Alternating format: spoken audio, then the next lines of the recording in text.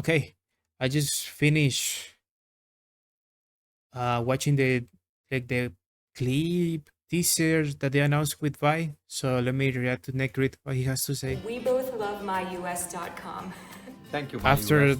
Keep up the good job. this, okay, there we go. I thought we were done with teasers after the official Arcane trailer. But oh well, here we are again. Over 2 minutes of new footage, which also means over 2 minutes of diving into too many details shoved into every frame. Proving that Fortiche are a bunch of madmen. Also, fun fact, this teaser we are about to watch was originally shown at the Annecy Animation Festival in France. And that one happened sometime in June, but it wasn't public until now. Okay, Also, as always, a bit interesting. of a disclaimer. We are gonna break down all the scenes for fun. Everything is just a theory and we don't have any insider information. God forbid Okay. leaks. Also remember that Fortiche are masters of deception and they are really good at hiding the real story from their trailers and their teasers. It happened before, and so now I have no doubt you can watch as many trailers as you want without getting spoiled. So with all of that said, let's lose a little bit of sanity as we dive into the newest teaser. And of course, this one is focusing on Vi's new story arc. So it all begins in the place that becomes the root of Vi's new emo skin. Yes, I am still convinced there is That is exactly probably 0% going to be a chance this skin, one does yes. not get turned into a skin. But it all starts in the arena.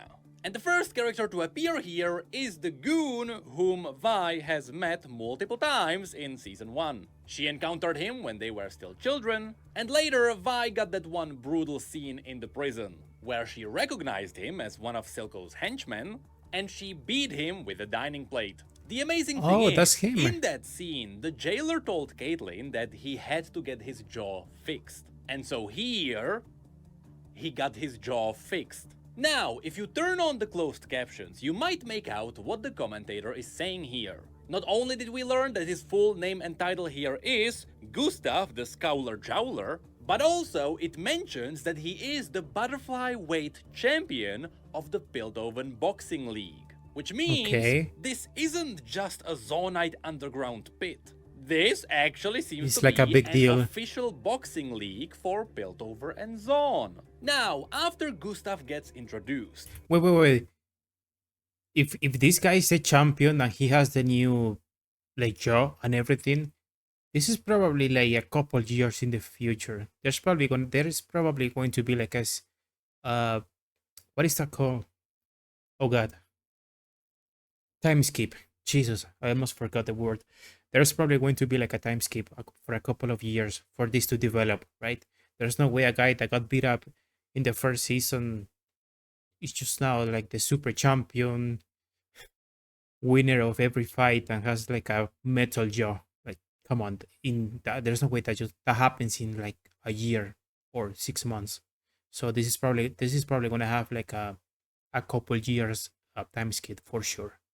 we get a shot of a character you might recognize from the other trailers. At least I This is expected. one of the elite enforcers. Yes, I from remember Agent this guy. Squad, which means there are two possible outcomes here, with a little bit of spice on top of it. Either this is happening before Vi joins the enforcers, and this is during a time where she has identity crisis, so she fights in the ring and this guy becomes her agent, after which they both join the enforcers. Or this is happening while they are both part of the squad, and this is how they secretly let off some steam. Although there is also the third option of the squad breaking up, and this I being expected the that. outcome. We'll see a little bit of that possibility later on. Anyway, we can see that this guy is essentially Vi's agent, because he is holding a ticket that is betting on Vi's victory. You'll see more of them later too, but for now, just notice that it is a red ticket with the two hounds on it, which Vi later gets on her jacket. And as he's holding it, he is a little bit concerned. After which we get a shot of the Arena Master, which seems to be an old Yordle. Again, somehow Yordles just end up being Arena Masters in this universe. U.S. citizen, you can vote from here. Okay, another ad. here, and even here, using an Now, at the beginning, I wasn't sure if these eels were his pets or if it was food, but then I noticed the bib and what happens next makes sense. Anyway, Gustav then gets his few seconds of fame after cheering the crowd, and you can see the crowd lifting up Everybody. their tickets. And you can see they all He's gambling place for their him. bets on Gustav. Yep. which is indicated by the yellow tickets with the picture of the metal jaw. Then we can say goodbye to one of the eels, after which its head gets spit out to ring the bell. And before Gustav even gets a chance to turn away from the crowd, Vi comes into the scene and without hesitation takes him down in one punch. Now, going frame by frame, you can see how the animation leans into the metal jaw. They even outline it with yellow sparks. Oh, it look at really that. gives you that metal crunch. And for a second after Gustav goes down, the scene leaves Vi's fist in the air. Now, of course, partially it is there to indicate Vi's victory, but I wonder if in the full episode they are gonna use this frame as a parallel to Jinx's rising rebellion. Of course, now that Gustav is down, the entire arena makes gets sense. shocked, because everyone lost their bets. All but one.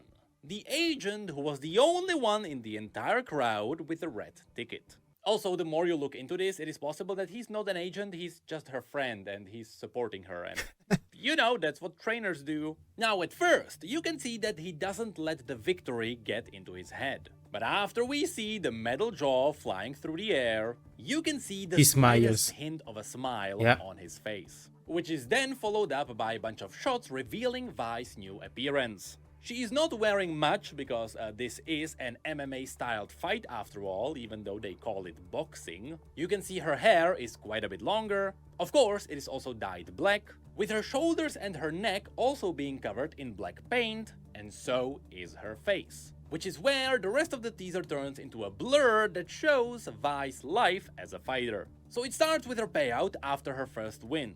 We get a bag of coins spilling out a few bronze and gold cogs, which is what the Piltover currency is sometimes called instead of just coins. Of course, the bronze coins were often shown in Arcane 1, but this might be one of the rare scenes where the gold coin is also shown and it pictures a silhouette of Piltover. After which we get a shot of drinks being poured, which indicates that Vi and her buddy are about to get drunk, with more exotic drinks being shown in the background, Yep. such as a bottle with a snake in it. It sounds creepy, Oh, but what the this hell? is a real drink that actually exists. But then the scene zooms out to I think show I us heard that. Vi I and heard her about buddy that. celebrating, and the crowd around them reveals a bit of the timeline.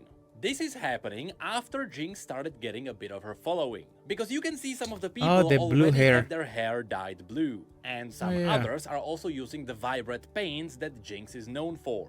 This is why I wouldn't be surprised if in the full episode, Fortiche used the fist as a parallel for Jinx. Then it all goes back to the arena Okay, where that makes Vi's sense. body is now smiling, indicating that Vi became the new star of the arena. Also, I like how you can see more and more people with the shimmer augments, kinda hinting that shimmer might have gotten normalized. At least normalized as something quite bad for you. And even the arena master is now happy to watch Vi, as he bites off the head of another eel, because she is definitely making him money. And at first, you can see that during all the fights, Vi is getting sweaty and she is taking her opponents seriously, which is something that quickly goes away over time. Then it goes back to the previous scene at the bar. We know it is the same one because the same people with blue hair are still in the crowd, and they are Okay. holding the exact same poses, which is followed by a scene where Vi is preparing for a fight by putting her black paint on. Then we also get a quick training montage. The cool, unnecessary detail is that this punching bag is showing Vi a weak spot which she is aiming for. And she repeated this training so many times that this spot on the punching bag began to rip. Not only can you see that she landed her fist on the X perfectly, but also that is why you can see the patches on it, which then turns into a montage of her opponents. Unfortunately, I do not recognize these from Arcane 1, but you can see that Vi treats them all equally seriously, which is why they all kinda blend into the same enemy. Of course, the one guy who stands out here is the fishy guy, who might be the same species as the fishy guy from the squad, but oh well, I don't really have anything spicy to mention here. And speaking of recognizable species, I do believe that is also the bat species from Echo Squad. And after beating them all, Oh, we get okay. a quick shot of the arena master getting intrigued, and Vi screams to let her rage out. At this point, you might also notice that Vi is wearing the full jacket. Another ad. Awesome.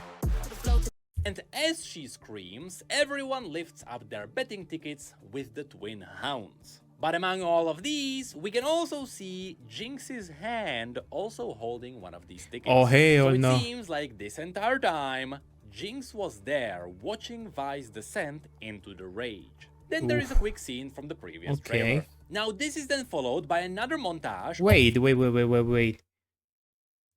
Jinx being there, Vi having the jacket now. Is Jinx going to like try to kill Vi with Warwick? Here? Huh. Wait a second. That could happen for sure. Vi beating all the opponents shown before, but out of all of them, pay attention to this one. Notice the tattoo on his belly. It is an X with a third leg in the middle. You will see a similar icon later, which is why I want to point it out now. But unfortunately, we are not sure what it is just yet. But based on the vague context, it could be a new sigil for the alliance between the Wardens and the Noxian army. It could also be a new sigil for the newly united Barons of Zaun, or it could be just a new sigil for the Noxian warband. Again, this will come back later. Then it all goes back to fleshing through all the opponents, where it also showed this new one wearing a red mask. It surely looks creepy, but I can't really looks tie like it to Jean. Zaun or Ionia, where masks are frequent. Also, it doesn't take long before this guy gets beaten down too, which also goes for everyone else. And as Vi keeps winning, we also get more coins. Whoa, look at in that, look at her hair. She's losing it. The dyed. Interesting. Vi keeps winning. We also get more coins spilling in, showing us that Vi is actually earning money from this. But at the same time, she is getting more and more drunk with her buddy, which might mean that Vi is actually just drinking through all of it. And then we get this cool parallel of Vi dipping in the water to wash her face, which turns into her bloodied face after a fight. Now again, Fortiche are masters of hidden meanings. And here you really have some options to pick from. I like how after each fight she gets bruised and bloodied after letting her rage out, after which the water depicts not just Vi washing her face, but also her rage and stress away. Which of course gets turned into an endless cycle here and eventually it backfires. Also, here you can see that she cut her nose open as well as her eyebrow, which explains the bandages that she had on her face at the beginning of the teaser. You can also see that the guy with the interesting tattoo is behind this. Then there is a quick montage from Vi's apartment. First of all, you can see that this is not the biggest place, and as she progresses with the victories, you might notice there is progressively more and more bottles all around her. So first, she is just laying down, which is followed with her being curled up. This is very often used as an indicator for loneliness, which makes sense here since she doesn't have Jinx nor Caitlyn. She then trains some more and goes into a cycle of training and resting. More bottles appear around her as she gets more and more drunk. She then gets up and sets up her paint for another fight. But in comparison to how first she was entirely collected, this time she is drunk and she doesn't handle it too well. So of course, then we get back to the bar where Vi's buddy is trying to get the drinks away from Vi, which is something she is not too happy about. And of course, it all ends with her buddy taking her home because she can't get there herself. But in this drunk state, she looks into one of the streets where we can see these banners. An image of an X with a third leg in the middle, just like the tattoo that was shown on the guy before. And here it definitely looks more Noxian, especially because of the black and gold and red, which is kinda what the clan Medarda was always about. But also, as she's drunk, for a moment, Vi can see Caitlyn in the middle of those banners, which could hint that this is a version of the Kiraman sigil combined with Noxus, because if there is someone who would take Caitlyn away from Vi, it would be Noxus, because Ambessa is the one who was kinda forcing her to declare martial law,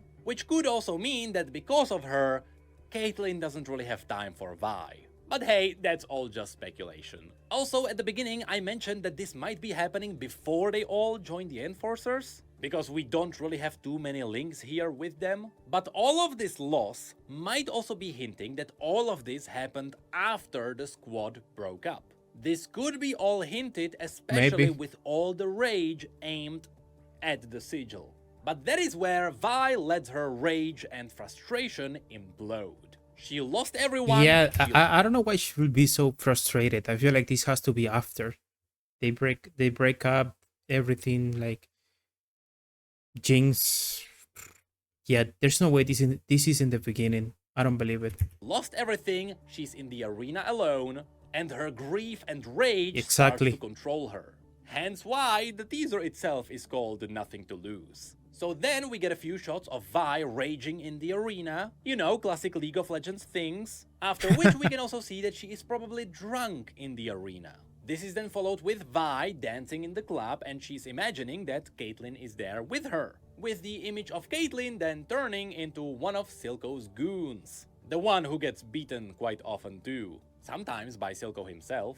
Also, this guy actually goes in for a kiss. So of course Vi answers with a fist. This is where Vi's body then breaks up the fight, and as is tradition, Vi then lifts up the middle finger, all while her body is trying to put some sense into her. So then they get to the bar again, they still drink, although separately, but this gap between them gets further divided when Vi refuses his help, after which she is left alone and she can barely get up the stairs on her own. So of course the frustration and loneliness keeps piling up. But notice that we didn't get a shot of the coins spilling out in a while. And that's because this is where Vi started tilting. ¿Qué es ClickUp? ClickUp es un Another software de app. productividad todo en What uno, the hell? donde gestionas todo lo relacionado con tu trabajo. So, as she gets wasted at the bar alone, the scene shows us that Jinx witnessed it all. And so, just as Jinx is getting all of her new followers, Vi is losing everyone.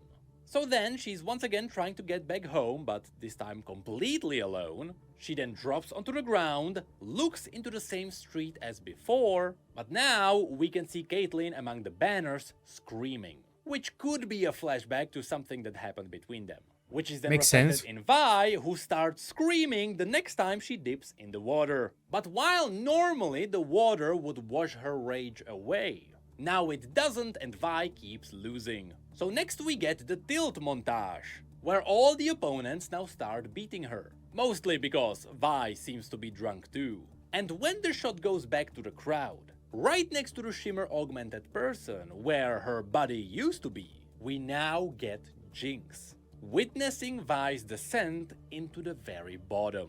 And finally, after everyone beats her, she falls to the ground.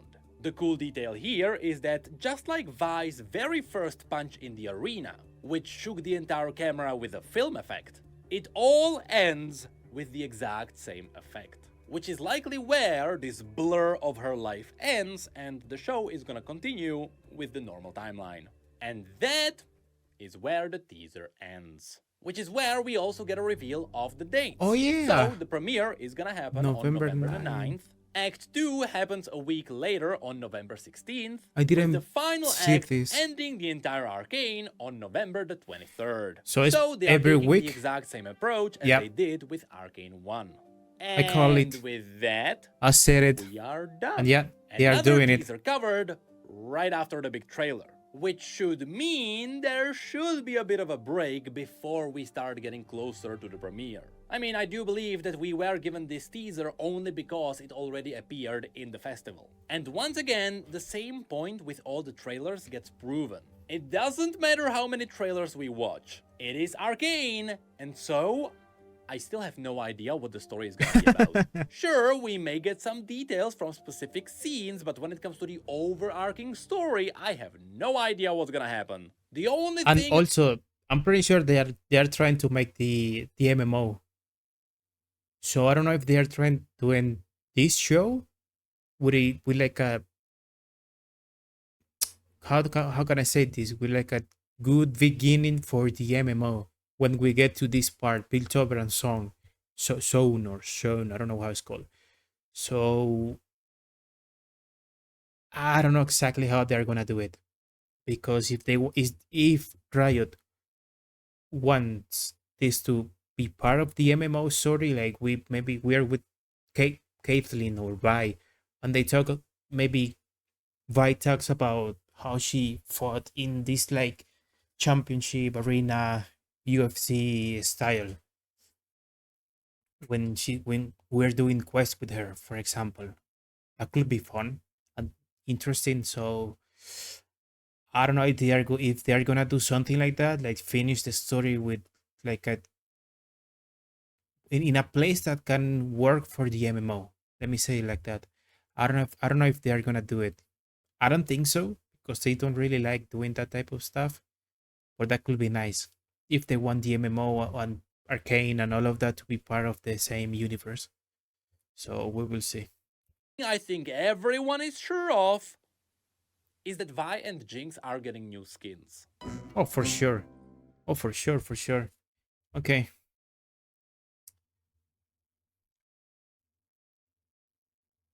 The fact that they haven't shown any teaser with Victor yet just proves that the story will go wild with him. Oh, for sure. I'm pretty sure his story is crazy. Victor's story with like the Bueno, evolution. ¿les gustaría hacer un intercambio? Another fucking odd. Jesus. With the story of the evolution and everything like that, for sure it's gonna be crazy. She's spilled over the announcer at the start said the Piltover Boxing League, so Jinx is keeping an eye on her sis in the shadow of post time skip. I talk about the time skip, it's probably gonna happen. Because in the like current story, in like in like the right now of the League of Legends lore, I'm pretty sure Vi is like 30 and Jinx is like 28 or something like that, or Vi is like 33, 34, and Jinx is like 30. So they are probably gonna be like 24, 25 here, and 20, 21, 22 Jinx for sure. The time skip's probably gonna be like big by like 3, 4, 5 years in the future. So what was I saying here? We're reading. Now Vi has gone all emo. So either breakup, depression, or identity crisis, depression, self-destruction. That does say a lot about Vi. It's fighting for boost and fast cash. That will mean Piltover has snap captured Jinx, and she's still public enemy number one. Yet Jinx is behind enemy lines to keep an eye. Getting captured or killed, interesting to say least. Yara. I mean, Jinx appeared in the arena, uh, betting for Vi, so I don't know what they're gonna do there. What is going to happen? Also, the fact that that Vi has the jacket, and we see Vi with the jacket fighting Warwick and Jinx being there, could mean that maybe Jinx is the one trying to like kill Vi with Warwick, but I doubt it. I don't know. I'm not gonna make more um theories about this. I'm just, if anyone like Necrit makes them, then I'm gonna watch it. But I'm tired making more theories. I don't know what's gonna happen. I'm just gonna watch it, like I said before. But yeah, that was interesting for sure. So if you guys like it, don't forget to give it a like and subscribe. Bye. Peace.